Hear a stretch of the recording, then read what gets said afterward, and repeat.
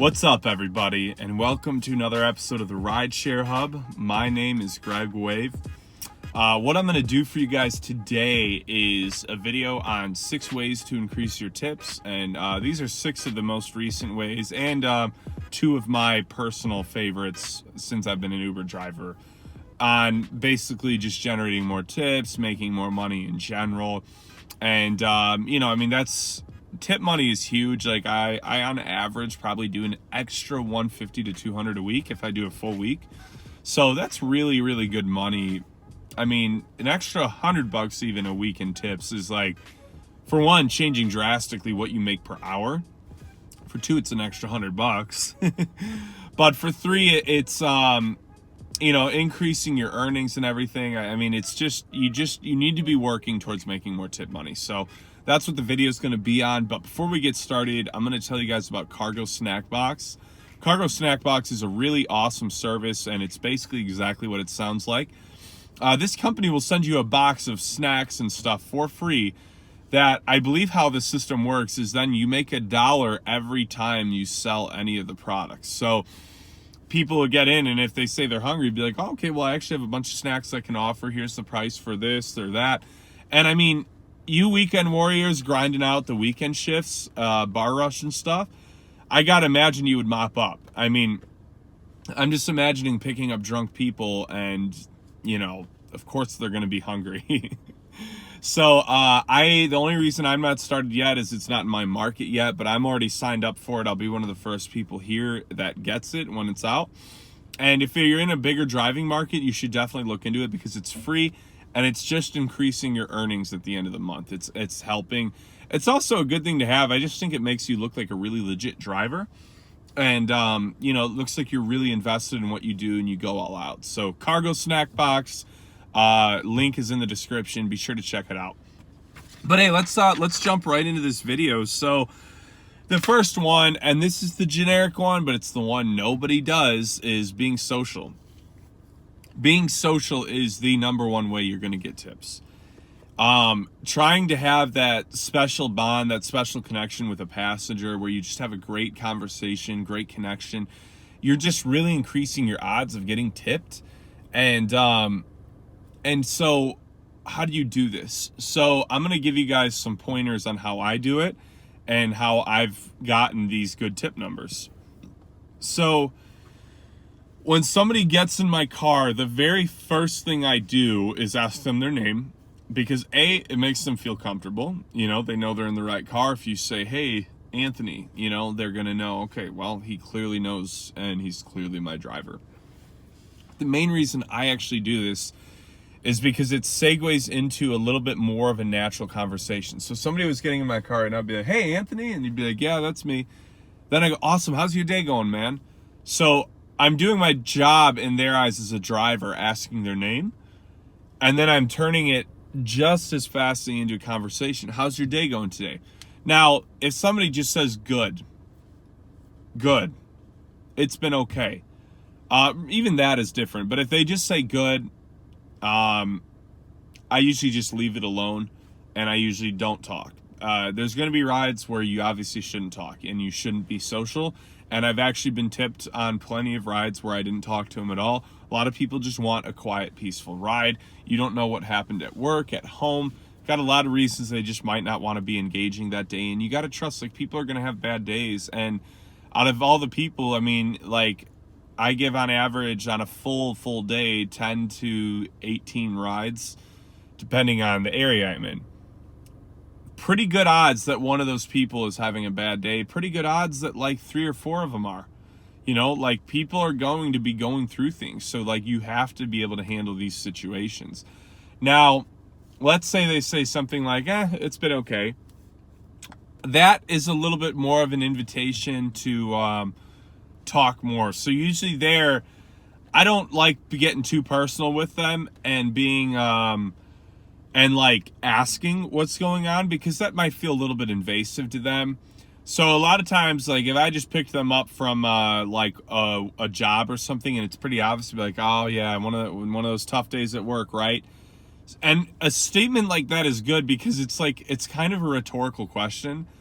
So if they choose to answer it, well, great, then you get to keep the convo going. But if not, it's fine, because it didn't seem like you were really asking a question, because you phrased it really rhetorically.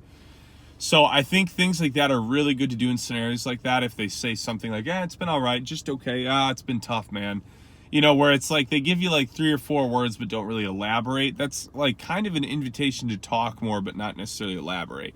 And so what I a lot of times do is like, I'll be like, I had a rough day last week too, and you just got to bounce back and keep going. That's the world we live in, And you kind of say things like that to where you're throwing them some line, and you're trying to get them to just bite, just keep talking, just keep the conversation rolling.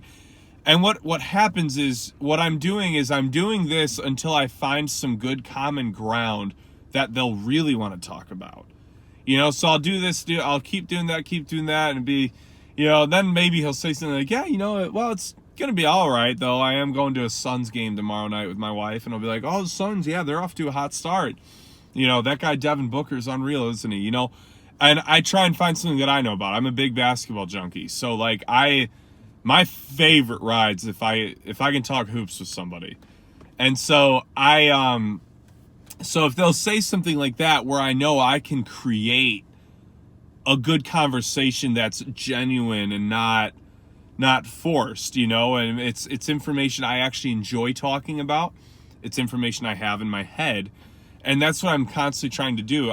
Even the other day, I had a lady where it was like, this conversation started off real slow. I couldn't really figure out how to talk to her, but I just kept, throwing a little more line out there.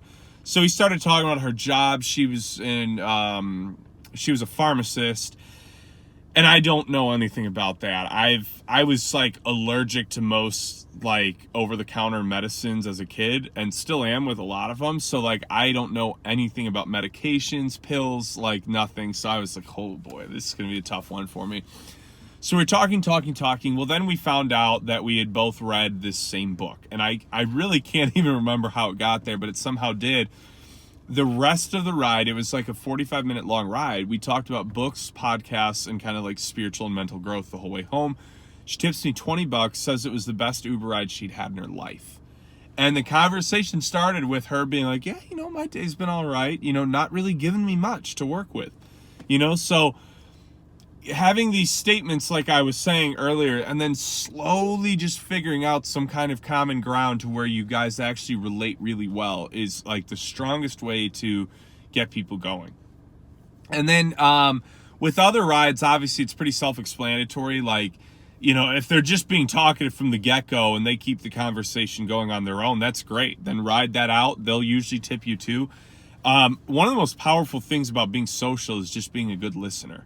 Being a good listener, you got to think, like, this is a world where we are full of people who just talk about themselves constantly. We post everything we do on Instagram and Facebook, and it's like we're in this constant, like, I'm trying to think of a good word that's not crude here. We're in a constant, like, measuring contest. I think some of you know where I was probably trying to go with that without, saying something bad. And it's like we're all trying to measure up and compare and do all these things. So many people are going to get in your car and just talk. And they're going to talk all about themselves. And here's the thing. That's fine. They're paying for the ride. Let them just talk about themselves. Just listening, they're going to give you a good tip at the end of it. So that's the biggest thing is being social is listening and just finding common ground. If you find that conversations are a little more difficult for you, simplify it. Don't stress yourself out over it. Just think of it as you're just trying to relate with them. What is relating? Well, relating is relation, and that's a relationship. You're trying to create that relationship by continually relating to them. Let's see. Okay. So the next thing I would say is being helpful with things. Not one of the, this I hate doing, but doing stops for people honestly goes a long way. And the honest truth is, guys, it's going to hurt you more often than it helps you. But a lot of times it helps a lot. I've had a lot of guys where I went to a gas station 2 minutes down the road for them, took them right back, and they'll throw me $5-10. So it can be worth it you just always want to bet that they're good people. You always want to bet on their good people, because what happens eventually is you'll start thinking everyone's trying to screw you over, and then you'll be getting good rides and you're not getting tipped on them because you're thinking everyone's out to get you, so you do nothing, you know?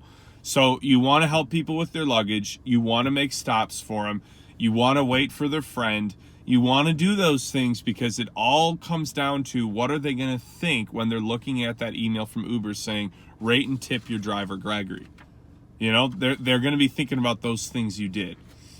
The next thing is, I kind of offered, I put offering to stop. I really covered that accidentally already. But giving good advice. Now, this is really easy, okay? Giving good advice is really, really easy. When people are talking to you about things going on in their life, I always give generic advice that's true. And it's kind of broad, but it's true. So I always say things like, oh, I'm so sorry, that shouldn't have happened to you. Because I'm not really getting too involved in the story, because I don't want to offend them in any way. If I try too hard to relate to them on a personal story or personal level, that might tick them off. So instead I say things like that, man, I'm really sorry that happened to you. You know, and so when you give advice, it's not about giving this profound life-changing advice. It's about just saying things that are really more encouraging than anything, and keeping them happy and encouraged and hopeful. And what I always do, if I have a ride where somebody's just being negative and sad the entire ride, at the end of the ride, I turn around and I look at them dead in the eye and I say, hey, you know, I'm really sorry you're going through this. You don't deserve this. And I want you to know I really believe the best is in store for you. That goes so far, and it will make someone's day. And that's the main reason you say something like that. If you get tipped from that, great. But the main thing is, if you treat this job like it's your goal to service people and to encourage people and help them, you're going to end up doing really, really well. You're going to have high ratings and you're going to make a lot of money on tips. So it's kind of like, it's tricky because you can't just be saying all these things. You need to mean them, you know? So you've got to try and in that time put yourself in their shoes so that you really feel for them and you really try and understand where they're coming from.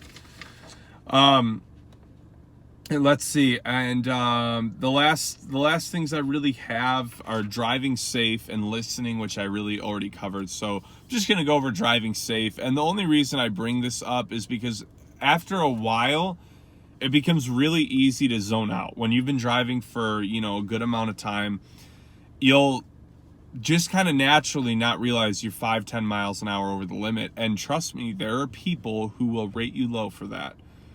I had one lady who asked me to stop weaving in and out of traffic after I had changed lanes twice.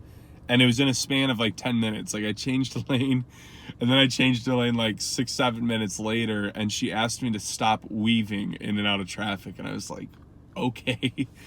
But people are like that. A lot, like more often than not, people are going to really prefer an incredibly safe ride. Now, I will give you an example of a time I made a $100 tip on a ride. And so I pick up this guy, and I think he was a professional athlete. I didn't ask him. I've given a few NFL players rides, and actually no NBA, just NFL. I did a Postmates delivery to an NBA player, but yeah, not an Uber ride. So I picked this guy up. I'm taking him to the airport. It was probably a 22-minute drive, but only like 9 or 10 miles. So we're going to the airport. It's like 5:30 in the morning. We're literally 5 minutes from the airport, like nearly in the like exit for the terminals. And he goes, F, F, F, F, F. He's like screaming it, F, F, F, like just screaming it. Obviously, you know what he was actually saying. He goes, you got to turn around. And I was like, okay, that's fine. And so I did this time. I shouldn't have done this. And to be honest, I will never do it again. But I was like Vin Diesel on the way back to his place. I was weaving in and out of traffic going probably 90 miles an hour like the whole way. I got him back to his house. He picked up his luggage and we made it back to the airport in time, and he got on his flight, and he had Waze up on the whole way checking for cops. But he gets out and he gives me $100 cash. And he was like, dude, I owe everything to you. He goes, I just so you know, he's like, if you would have gotten pulled over, he was like, I would have paid for your ticket and driving school. And he's like, and I would have defended you in front of the cop. But he was like, he's like, you're a BA driver. So he's like, I didn't need to do that.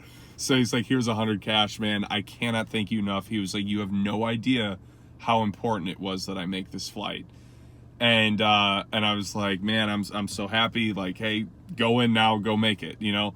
So that's the one scenario where I didn't drive safe and I got tipped, and I got tipped big. That was a Monday, and I ended up making $400 just on that Monday. I mean, I worked for like 14 hours, but I made like 375, or I made 275, and then I got that 100 cash on top of it. So it was a monster day, but I'm going to let you guys go on that. So I hope you guys have a great rest of your week. Crush it out there, and I will talk to you guys soon.